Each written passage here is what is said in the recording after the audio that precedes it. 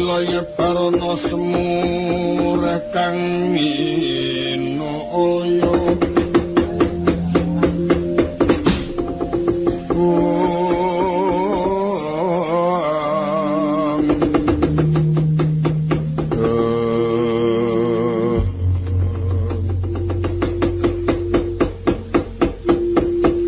yes tungoro jagat manik raja Dewata rasaning pamikir yen ento aku ora bisa gandeng tangane Diajeng Wisnuwati. Wong Amarta pusaka bakal tak dusta momor sambung. Yen ana kang bisa mangerti manglaku jantraku rawi-rawi rantas malang-malang putu.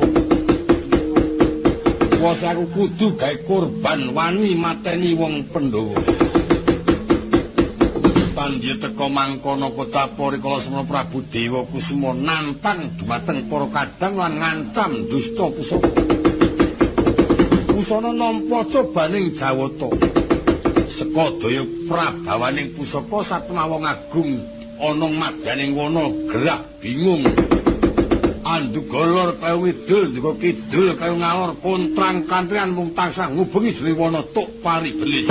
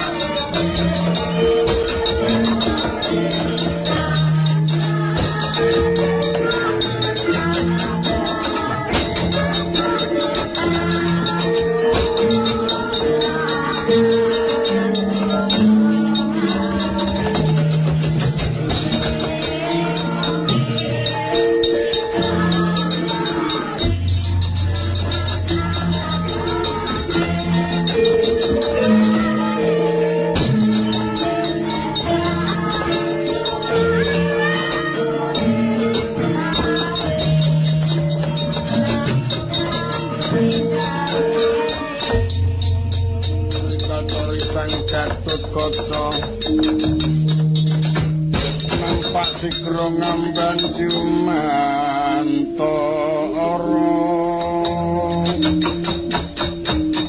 mangeling ana risang Sena putra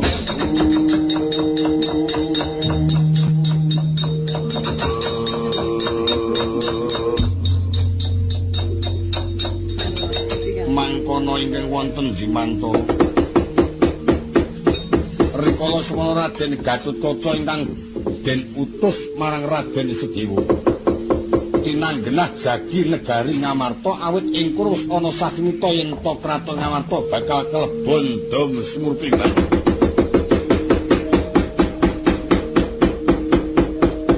Aling-aling mega malang murik aja nganti kawistara. Usana mulak mangandhap tumingal prisa ana Nalendra kalumaksana.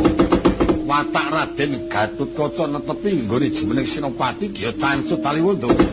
Jumana saka Jumantara Gya mapakaken bebaya kaos manjing Wanadri.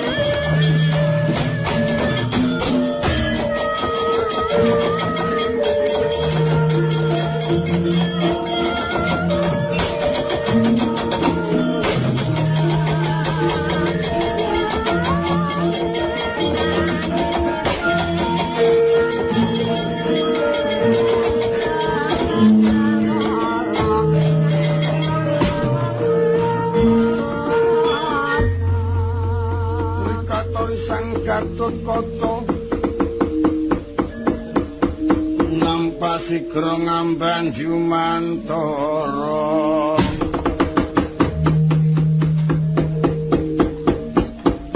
mulat mangandhap prisa gung Prawadya Balakurawa mirisan Narpati Karna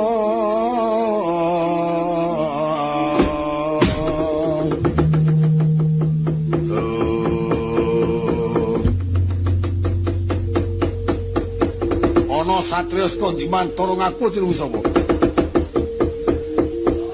yen kowe takon karo aku genti aku takon kowe ngaku sapa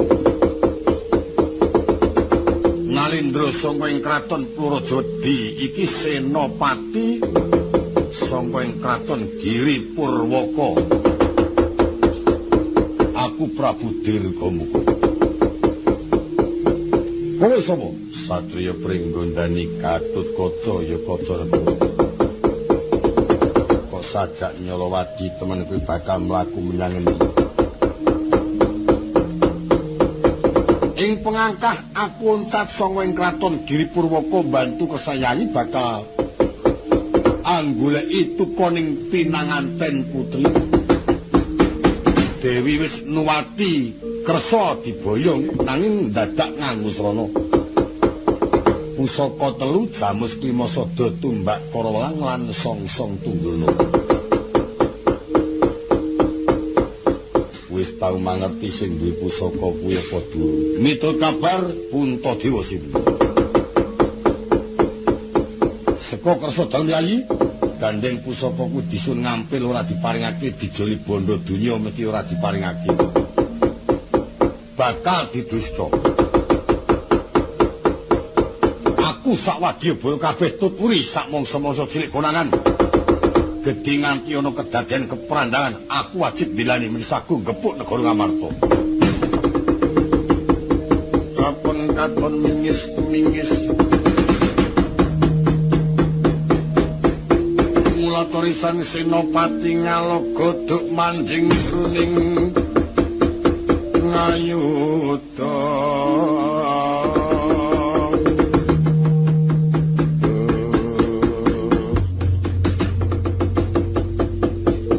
swarga ginawe yen pancen mengkono prayoga kowe manuta tak bondo tanpa boh kowe apane karo Ratu Ngamarta dudu sanak dudu kadang yen mati melu kelangan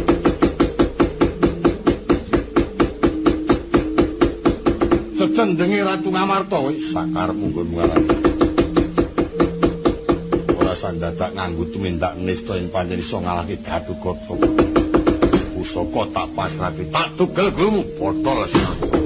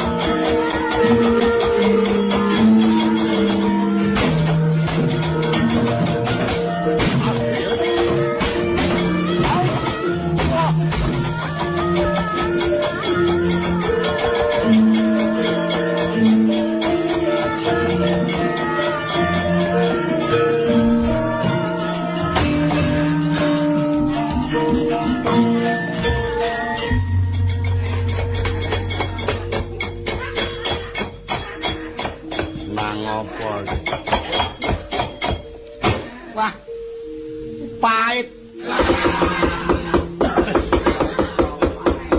Sing pahit apane?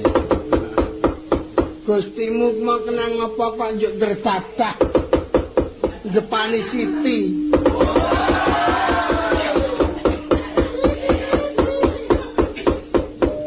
Siti Bantala.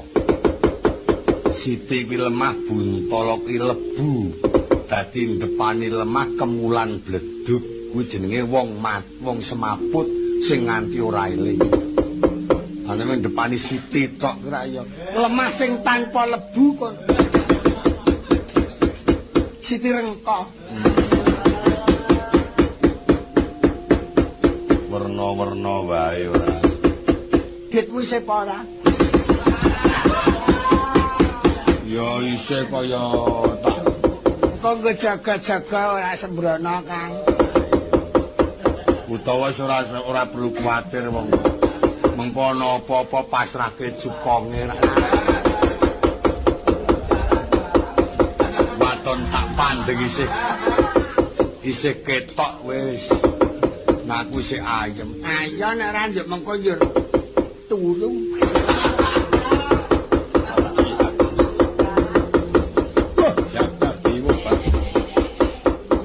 Rumangsaku nggawa wong loro kok ora ana gunane wae.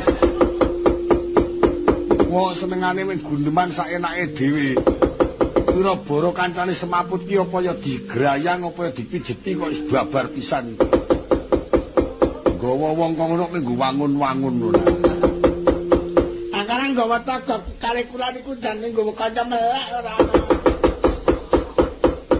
Anak kula yo kon taktik nyambut gawe kali glem-gleme temen. Oh, lho. Sumurpa yen laku kuwi mau ketemu karo satriya. Satriya sinten? Pengakune Gatotkaca. Woi, yo. Lajeng kersanipun dheweke takon apa wae tak tuduhake kok.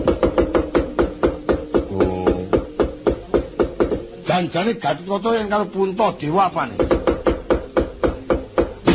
Yen boten klentu tesih prunan dalem sinuwun ngamarta Prabu Puntadewa. Isih prunane iki. Lah kersanipun aku ditakoni ngaku yen nderekake Yai Prabu bakal nyolong pusaka ngamarta. Wah, lah cilaka. Padha karo sampean pun kecekel niku. Gatotkaca niku senopati sing nomor 1 teng negara Ngamarta.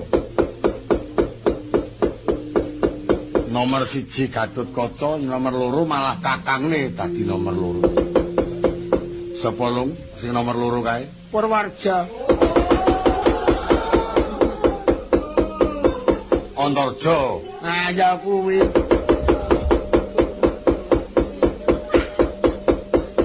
Ah sing bebayani malih niku malah sing nomor 3. Sing jenenge Antasena. Yuk, ragile Werkudara. Niku saya nyemelangi nyepatan edan-edan temenanan. Lan nlikuri wong perang. Sing perang-perang. Wong nek gek rene tekmu tak pangan. Ojo mlayu kan.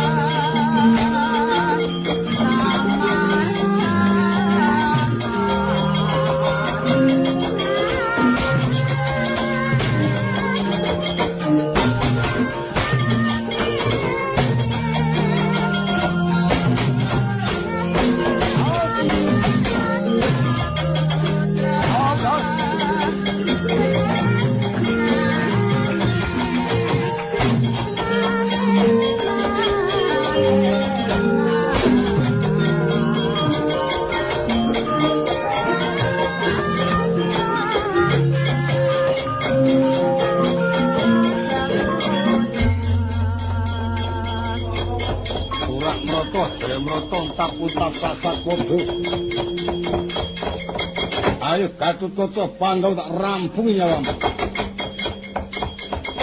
Ora ngira jebul pancen digdaya panase siung tumibono ngawakku kaya mawa bathuk. Ora gelem teluk karaku kecekel pateni wae. Kinarta rikala semono Raden Gatotkaca rumangsa kaseser Gendra Pancaka. Etrimana arsa ngagem agemaning senopati. Ing aran Caping Basunanda rasukan Antra Kesuma tunumpah Madukara. Ing sanyatane darbi pangusa dewi-dewi.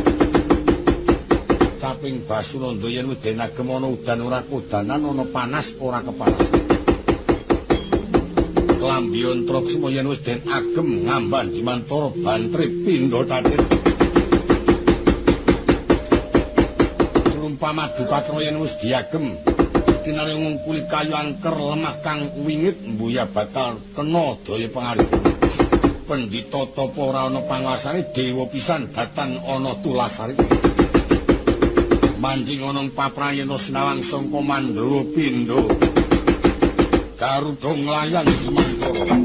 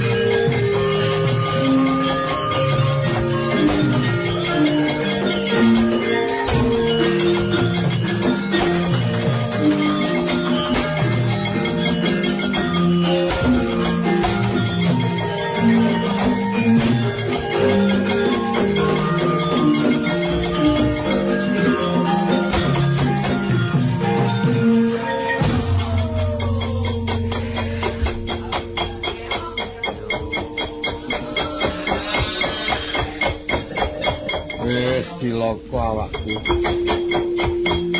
Aku ora jarak kok. Aku ora jarak. Jarak ora lara padha wae. Gatotkaca bareng gelem ngamuk. Aku diga munggah doncake tiba jukuk meneh, doncake tiba jukuk meneh. Doncake njuk ngeblegi kowe mau.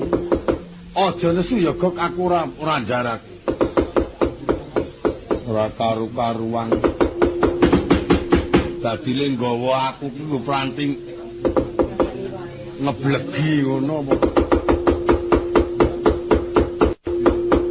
Gatotkaca niku pun ngamuk. Ora kena kinaya ngopo. Iya Gok. Ning panjenengan yen kawon kan Gatotkaca ora muka jalan, ora ngerti teorine kerengan karo Gatotkaca. Ah nek kejaba yen kula. Lho. Kowe karo Gatotkaca wani, wantun mon dasare ngerti pengapesane. Nek pancen wani njaluk bayar paten ana mangke kula.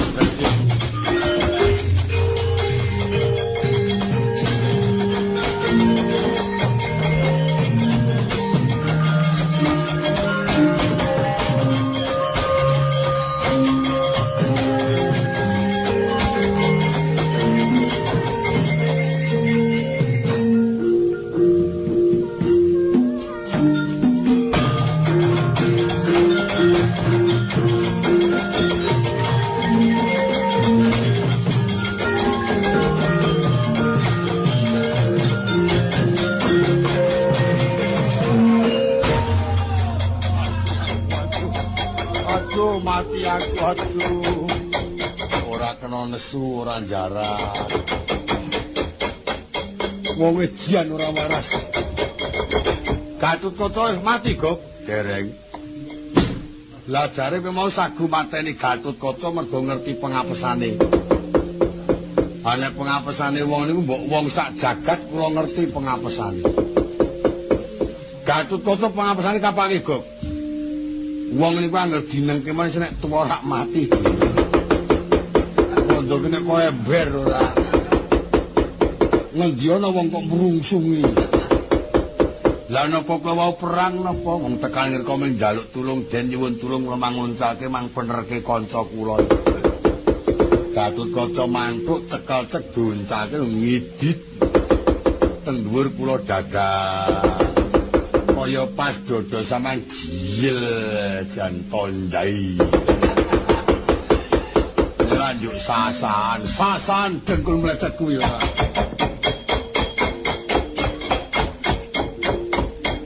Kula tandangane nek wis rasa.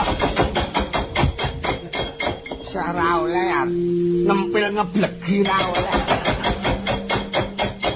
Apa wong kok nganggo tempilan ora?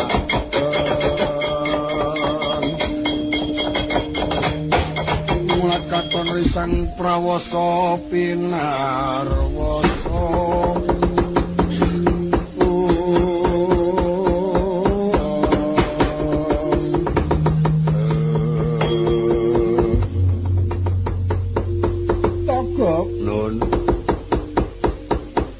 Apa Prabu Kelindih mungsuh karo sing jenenge Gatotkaca? Nggih. Apa prayoga aku wae sing maju to, Gop? Wes malah saya ora kajen. Sakmenika ngaten, panjenengan ora cukup aduta sing balung lan wulking kulit tanding kalih Gatotkaca. Sing pokok niku panjenengan bisa oleh gawe nggawa pusaka ngamarta. Kepiye carane, Gop? Saniki nek ndaratur kula goleki Janaka. Gandeng Kang Rayi menika randa ayu. Mangke didhawuhi dandan sing apik temenanan.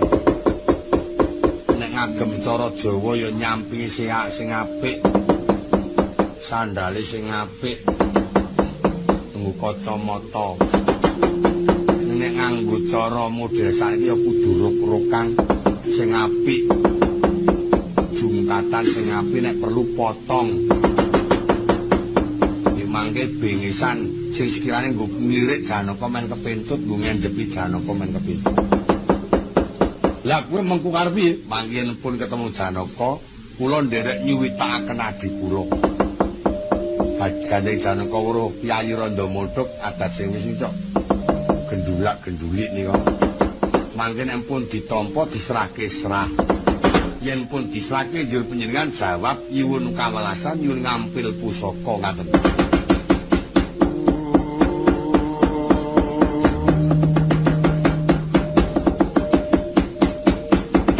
Mawur katon lir sang mangawur-awur tinon lir tengaraning prajurit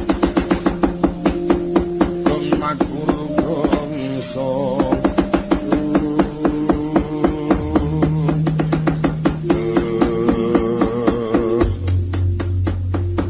mbok mau Gok lah ngerti ana sing kaya katon iki rak ya saniki ndelusuk grumbul nyimpang dalanan pun pethuke Gatotkaca. Yayi Dewi, kula Prabu mundur saking paperangan. Monggo